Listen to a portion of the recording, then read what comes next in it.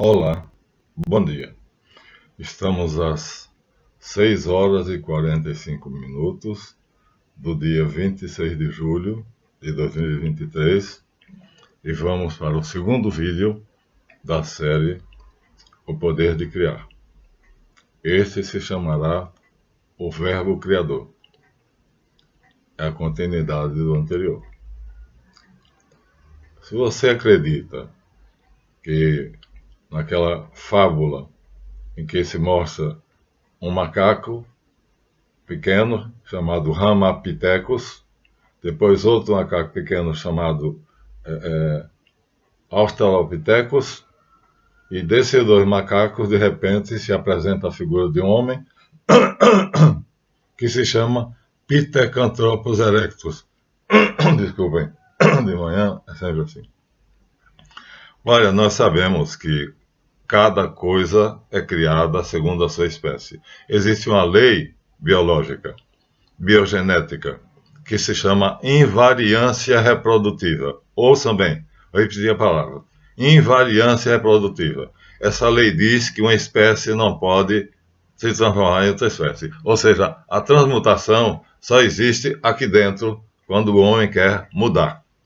Mas no mundo externo é impossível você plantar um abacate e colher abóboras, ou plantar uma manga e colher abacaxis. Isso é uma lei biogenética, chamada Lei da Invariância Reprodutiva. Qualquer biólogo sabe disso, qualquer botânico sabe disso, qualquer biotânico sabe disso. Então, a idiotice dos darwinistas, ou evolucionistas, de dizer que o macaco virou homem, ou seja, apresenta naquele quadro célebre aquela fileira de figuras, dois macaquinhos, tipo chimpanzé, Ramapithecus e Australopithecus. Aí nós temos uma espécie chamada Pithecus. Pithecus quer dizer macaco. E aí, de repente, na terceira figura, nós temos já uma outra forma humana. Vou mostrar isso no próximo vídeo, para vocês verem, compararem e perceberem que é impossível o Pithecus virar Anthropos, ou Homo. Então, das duas figuras de macacos para esses chimpanzés, nós passamos bruscamente para uma terceira figura, que é o Homo, ou Anthropo, que recebe o nome de Pithecanthropus, ou seja, soma de Pithecus mais Anthropos. Anthropos em grego é o mesmo que Homo em latim. Então vai se chamar Homo erectus em latim e vai se chamar em grego Pithecanthropus erectus. Isto é uma mentira. Descobriu-se que era uma farsa. Então temos que começar daí. E se você não acredita no que eu estou dizendo, então deixe de ver esse vídeo e passe para outro canal. Porque aqui nós fazemos a verdade. Embora as academias continuem repetindo a teoria da evolução, já está mais do que provado pelo Dr. Michael Behe, e pela Igreja Presbiteriana, Universidade Mackenzie Presbiteriana, e outros, que a evolução é um mito, é uma religião. E quem tem isso como religião não quer ceder. Vamos dar uma interrompida aqui e vamos ver agora. Isso vai ficar, essa introduçãozinha aqui, eu vou explorar no próximo vídeo. Porque o que eu vou dizer aqui é importante para que vocês vejam que o que eu estou falando aqui é comprovável facilmente. Então, nesse vídeo, nós vamos mostrar a vocês como é que era o homem pré-histórico. Quem era realmente ele? Bem, vamos agradecer aos inscritos, aumentamos, já estamos em 2.202, começamos com 36, né, minha gente?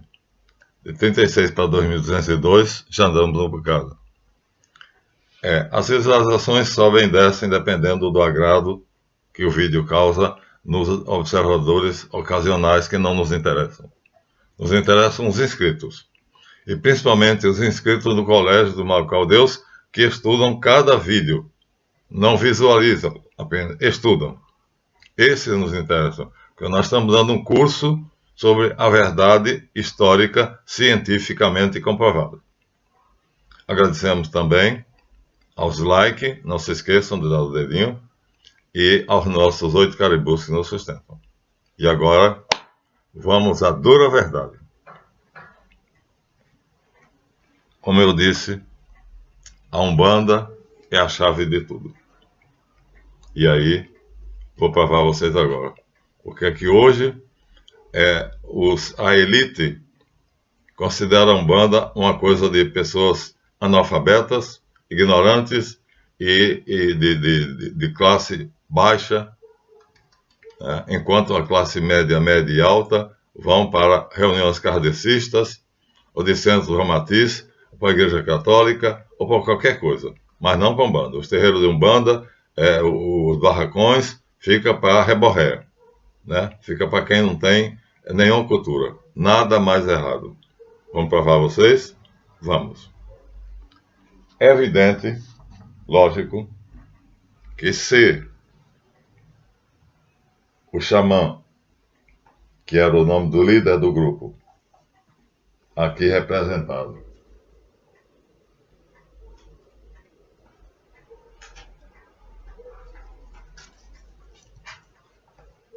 já vimos isso muito. Aqui está o xamã representado deitado. Aqui tem o rinoceronte de costas. Então aqui o xamã, rinoceronte de costas, e aqui um bisão que foi enfiado uma lança nele e ele está com as tripas de fora, ou seja, está matando. Isso ele está idealizando, ele está em transe e está imaginando que esse bisão será morto. Ele está pensando, e o pensamento dele agora foi transportado para um desenho. Ou seja, tudo começa no pensamento, que São João chama o verbo, o logos. Olha só, aqui nós estamos há 20 mil anos atrás.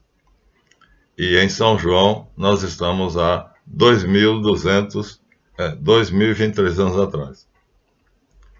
E a palavra-chave é o verbo, o logos.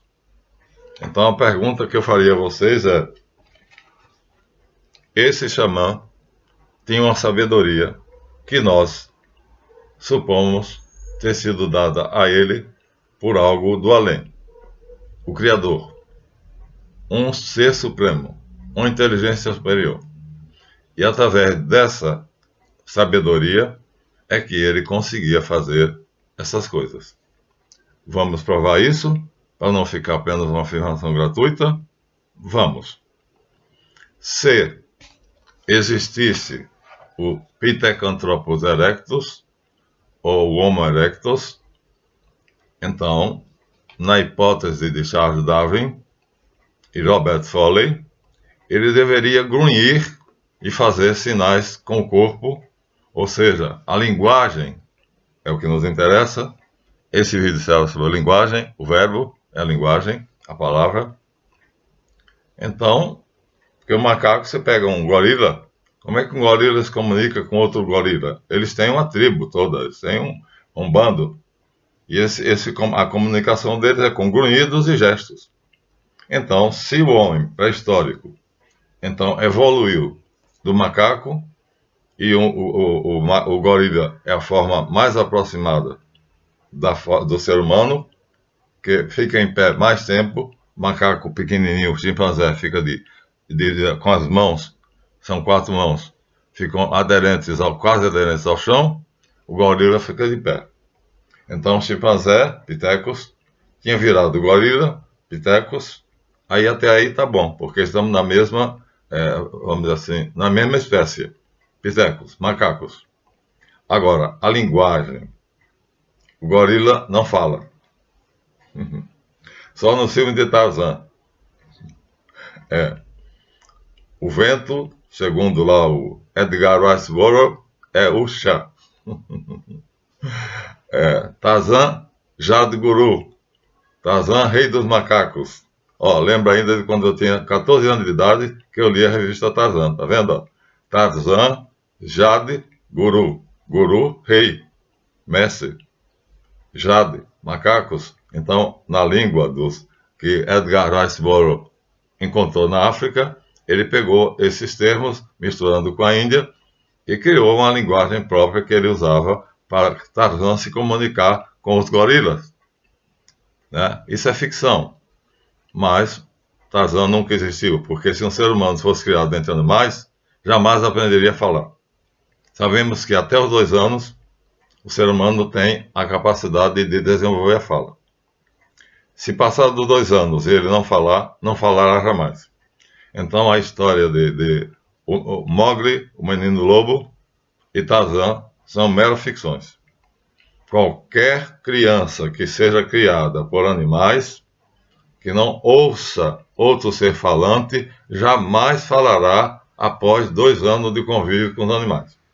Ela terá de conviver obrigatoriamente com seres humanos, ouvir o ser humano falar, e esse ouvir vai se transformar dentro do cérebro dela, ela vai absorver esses sons vão ser reproduzidos, e é assim, através da reprodução do que ela capta do mundo exterior, pelos seus sentidos, ou seja, por um fenômeno sensorial, pode ser olhos, ouvidos, né, boca, sabor, pele, tato.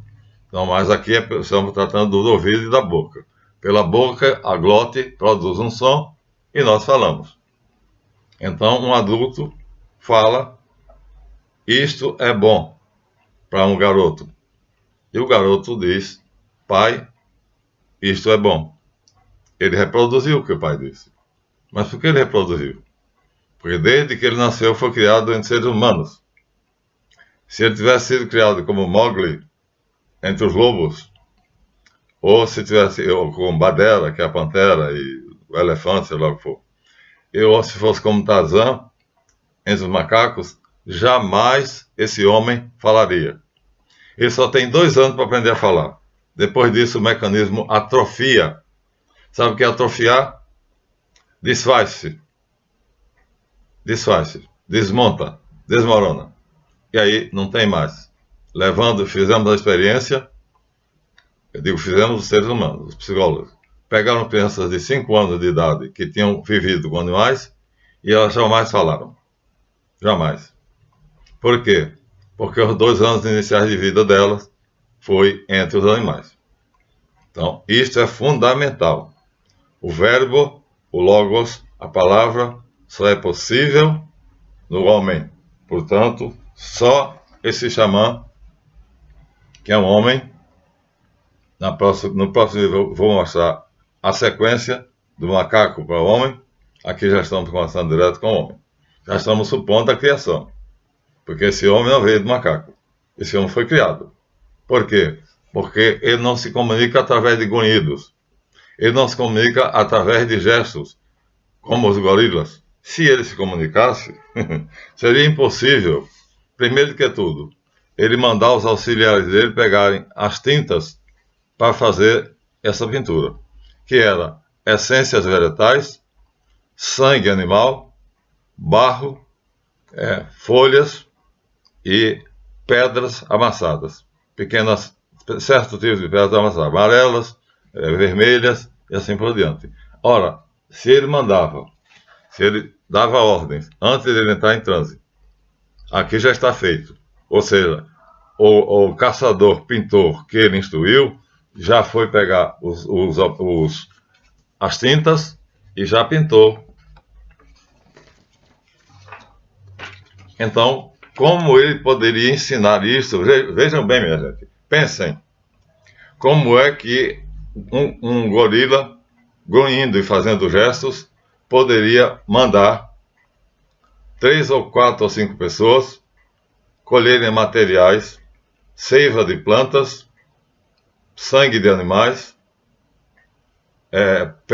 pedrinhas coloridas que podem ser esmagadas no almofariz, um pilãozinho que é moída, e barro.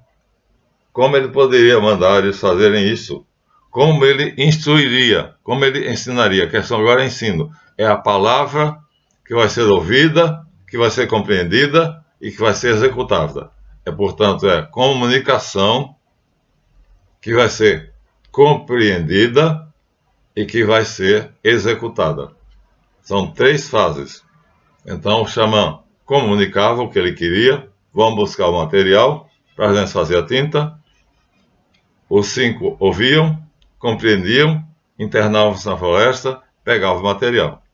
Depois eles moíam, faziam a tinta e o xamã dizia, pintava e ensinava eles a pintarem. Aqui está a pintura completa. E aqui está uma que estava sendo ensinada ainda.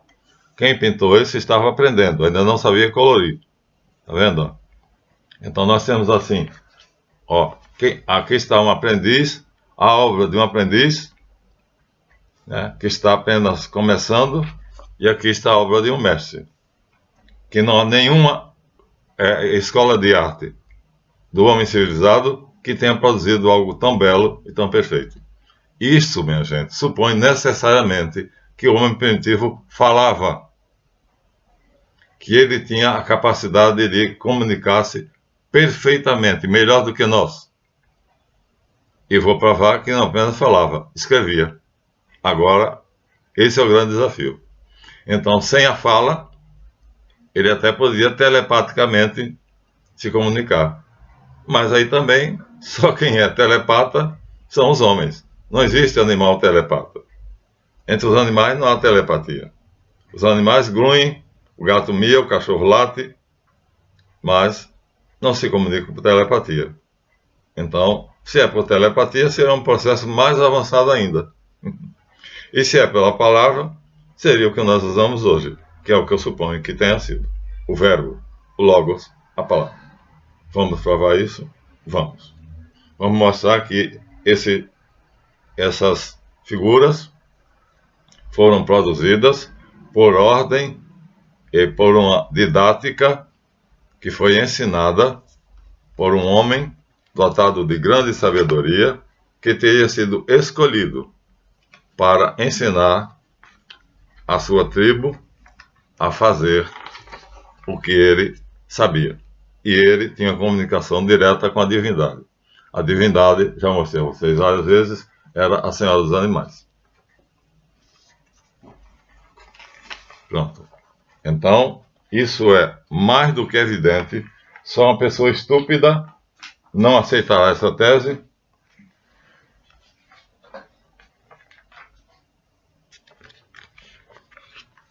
Ele se comunicava com esse ser. Necessariamente não era essa forma. Essa era a forma que eles faziam. Isso aqui é um alto relevo. Mas quem ensinava a fazer esse alto relevo? O xamã. Para quem? Para os caçadores que tinham a arte de pintar, de fazer, de esculpir, de pintar. Então, alguns caçadores só tinham força e capacidade de, com lança, arco, flecha, machados, matarem. E outros caçadores tinham a capacidade de esculpir e de pintar. Esse já é um meio termo. Ó. Nós mostramos uma figura que era de um aprendiz. Vamos ver se a gente achar de novo. Completamente em preto e branco. Então, apenas com óxido de ferro, preto, somente isso. Eles amassavam óxido de ferro e aí começavam a pintar. Posteriormente, esse óxido de ferro, que aparece aqui misturado com sangue, com argila, com outras coisas, se tornava uma tinta que dura 40.000 anos. Então, não há nenhuma fábrica de tintas que tenha uma tinta, que fabrique uma tinta que dure 40.000 anos. Com essa nitidez que está aqui. Logo, não descendemos de ancestrais inferiores, e sim superiores. Aqui está o aprendiz, a obra do aprendiz. Aqui está o aprendiz já mais adiantado, a forma já mais perfeita. E no outro estágio,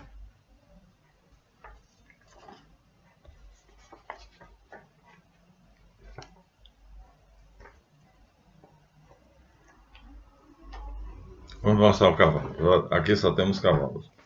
No outro estágio, aqui o desenho já está completo. Vamos recorrer a outro livro para ver se nós encontramos um boi mesmo. Vamos recorrer ao livro da Gina Fischer. Ali nós estamos com o livro do Dr. André Lommel. Agora vamos à Gina Fischer. Vamos ver se nós encontramos. Então, era um ensinamento passado de mestre a discípulo. Ora, esse ensinamento, obviamente, aqui está. Aqui está. Encontrei facilmente. Mais fácil do que eu pensava. Então, veja. Aqui ainda é obra de aprendizes. Tá vendo? Ó? Não se distingue nitidamente. Aqui não. Ó. Aqui já se distingue a forma. E aqui está em toda a beleza, em toda a plenitude, um bisão. Num colorido magnífico, maravilhoso, que, segundo Gina Pichel, crítica de arte. Aqui está o livro dela, História Universal da Arte. Ela não é essa não, viu, minha gente? Isso aqui é uma cidadã romana que ela apresenta na capa. E, baseados ainda também na obra que eu estou mostrando aqui, do Dr. André Lommel, diretor do Museu Etnográfico e Etnológico de Munique, baseado neles, é que eu estou mostrando isso a vocês. Olha, isso é o cúmulo da arte. Eles dizem que não há nenhuma escola de arte do homem dito civilizado que tenha chegado a essa capacidade de produzir um objeto, um ser, tão belamente colorido e com tanta noção de massa, força, peso e volume. Eu sou artista, eu sou pintor, então eu sei o que estou falando.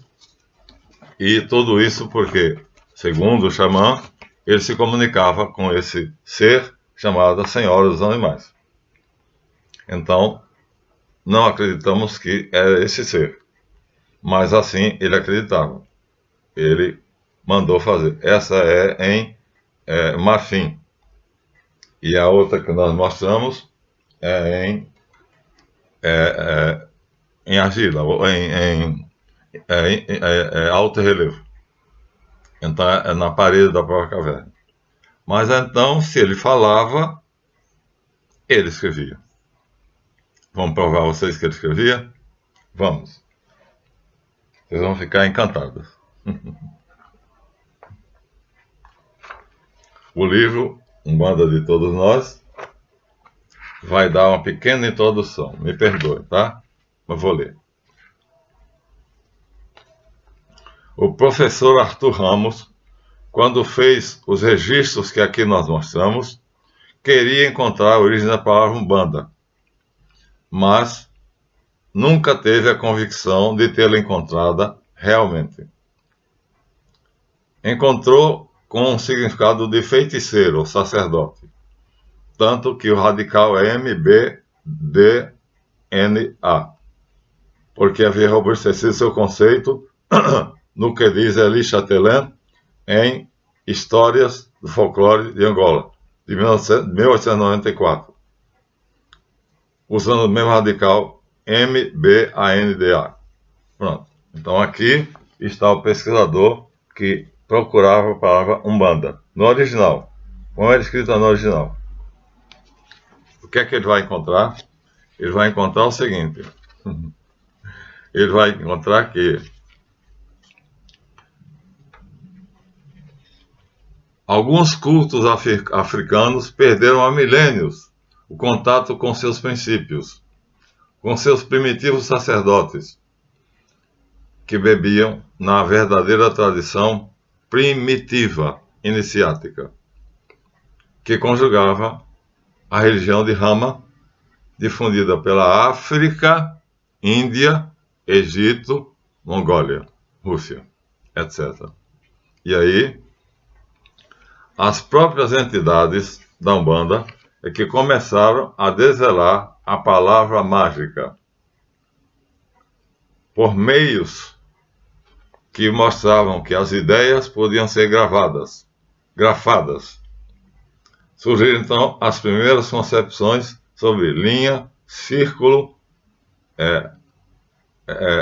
ângulos e assim através de sinais, nós vamos encontrar o que Soderbergh chamou de a palavra perdida, ou seja, quando foi que o homem começou a escrever. Está aqui. A palavra não está perdida, pelo contrário. A palavra Umbanda foi revelada nos seus princípios fundamentais.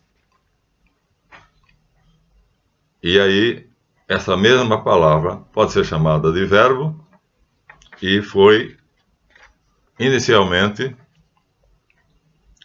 citada veladamente através da palavra Agartha, que Ossendowski declara significar o inviolável, no seu livro Homens, Bestas e Deuses, Ossendowski. Ele descobriu a palavra Agartha, escrita assim, em inglês, em caracteres atuais. E ele, baseado em Santívido das Veíde, encontrou isso na direção do Himalaia, perto da Tartária, segundo revelações do mesmo autor. Ou seja, então, no Himalaia, se encontrou pela primeira vez vestígios de uma escrita que a palavra era uma palavra só. Assim como Cleópatra permitiu a Champollion decifrar a escrita hieroglífica, a palavra Agartha permitiu ao professor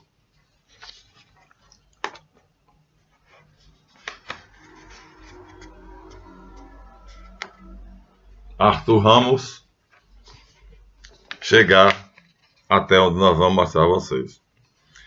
As próprias entidades foram se infiltrando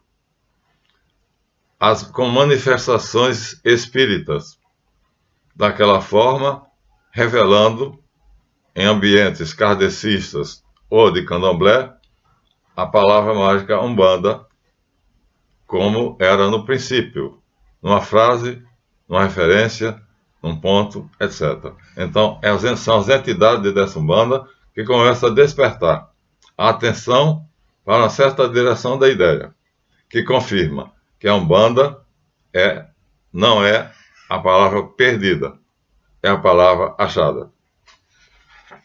E assim, nós temos, segundo ele afirma, ainda referências da palavra Agartha, feitas por João no Apocalipse, nas 7 igrejas, todas elas são do alfabeto antigo, da Umbanda, principalmente Paulo na sua epístola aos Filipenses, quando ele cita textualmente Agartha, escrito Al-Efezim. Ou seja, em grego antigo, então Agartha, segundo o autor aqui, Winston da Mata e Silva, se escrevia Al-Efezim, ou Al-Galatim, em hebraico. Assim, estamos então na plenitude da descoberta do alfabeto mais antigo do mundo, o Vatan, o adâmico. Vou mostrar a vocês, no próprio livro, como é que o Winston da Mata e Silva mostra a vocês.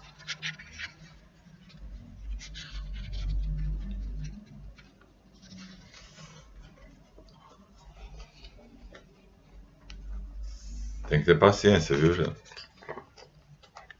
Bom, o alfabeto se chama Vatan, o adâmico. Aqui está. Aqui estão as letras. Ó. Isso aqui são letras. Mas como se chegou a isso? Ele acabou de dizer. Ele disse que as entidades revelaram isso. Ou seja, os espíritos desencarnados, quando chegavam em um terreiro, eles faziam pontos riscados. Esses pontos riscados, na verdade, traziam, olha aqui um. Tá vendo? Ó? Esse símbolo vai ser encontrado daqui a pouco. Vou mostrar para vocês no livro dos símbolos. Esse livro é de símbolos, ó. Aquele 4 aparente e aquele X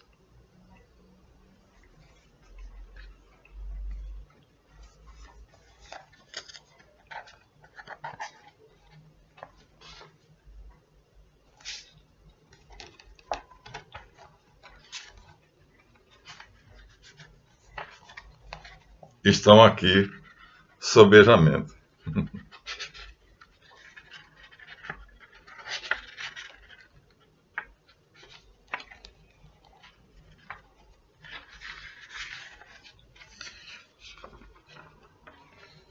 Não, aqui não achei o 4. Eu quero achar o 4. Eu quero achar o 4. Já achei vários símbolos, mas eu quero achar o 4.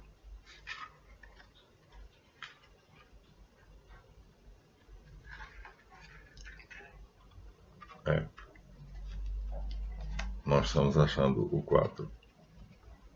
É um 4 invertido. É uma linha que de cabeça para baixo vai aparecer um 4. Vai parecer um 4. Mas vamos a outros. Não se preocupem. Nós teremos tempo para mostrar a vocês que, na verdade, o Vatan, o adâmico, está aqui no livro dos símbolos de Rudolf Koch.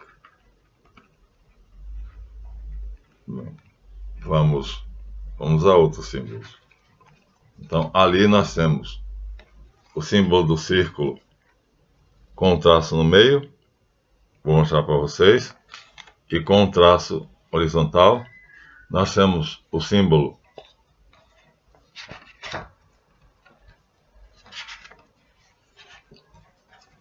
do ponto, da linha horizontal, da linha vertical.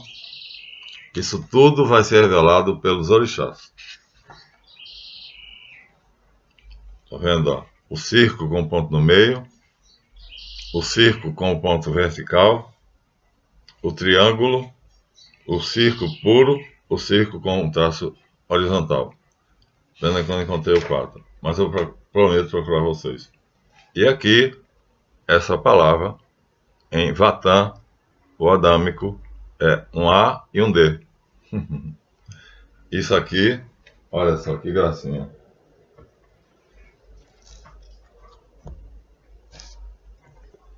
No alfabeto vatâmico,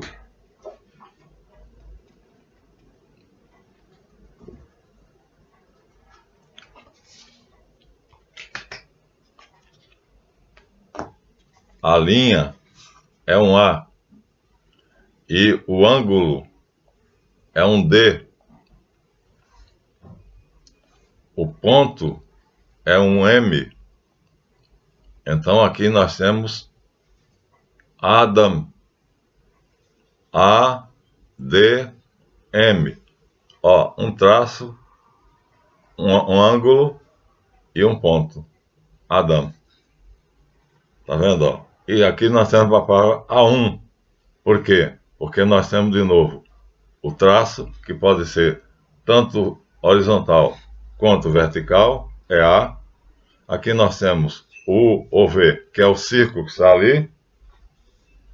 E aqui nós temos o M, que é o ponto. Ó. O M é o ponto. Ou seja, é um alfabeto, minha gente. É um alfabeto geométrico, como nós mostramos na aula do Mistério do Cristo. E aqui nós temos, então, quando o círculo vem traçado ou vertical horizontalmente, ele toma o som nasal. Adam. Então, daí veio a palavra Adão. Gente, aqui está escrito, ó, A, um traço, D, um ângulo e um ponto, que é M, O, aqui uma linha transversa, que é o E, aqui o V, e se eu pegar esse E, se eu colocar essa linha E, e pegar esse círculo V, e colocar essa linha A, eu teria Eva. Então, aqui eu tenho o traço A no meio do círculo, depois eu tenho o círculo que é V ou U, depois eu tenho o ponto que é M. Eu tenho a palavra A1, que é uma palavra pronunciada pelos hindus, é um mantra, A1. Aqui está no Vatan, o adâmico. Minha gente, isso é a maior descoberta que eu já fiz na minha vida. O homem primitivo sabia falar, se comunicava muito melhor do que nós e sabia escrever. Então aqui nós temos Adão, aqui nós temos Eva, ó, E-V-A, então Adão, A-D-M, aqui não botaram o A, mas poderiam colocar, porque o A existe aqui, ó. Seria esse círculo aqui, ó. Podia, mas não colocaram. Mas nós temos a palavra, nós temos o símbolo. O círculo completo, ou sugerido, ou então omitiram. Fica Adão. E aqui nós temos a linha inclinada, que é E, mais o círculo, que é V, ou U, mais o A, que é a linha vertical. Então nós temos Eva. Nós temos Eva. Adão, Eva e a 1. Estão aqui escritos em bom latim, para quem sabe ler. Mas só para quem sabe ler. Porque para quem sabe ler, um pingo é uma letra. Vamos parar aqui? Vamos. Vamos parar aqui, senão vocês vão ficar, ó,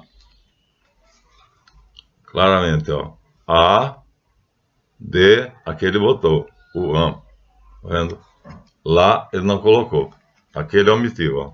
Aqui ele colocou A, D e colocou o M, que é o ponto. Aqui não. Aqui ele colocou, ó, o A, o D e o círculo pontilhado com um traço horizontal, que é AN, Adão, que é o nosso Adão. E aqui colocou o A de novo, tanto faz vertical quanto horizontal, ou o V, que é o círculo, e o M, que é o ponto. A1 é um mantra na Índia. Quem revelou isso? Vamos deixar para a próxima aula. Como foi que W. Amate Silva conseguiu rescaldar isso aqui? Como foi? Como foi que ele fez essa façanha notável que hoje nós podemos dizer que talvez seja a maior descoberta que o homem já fez? Porque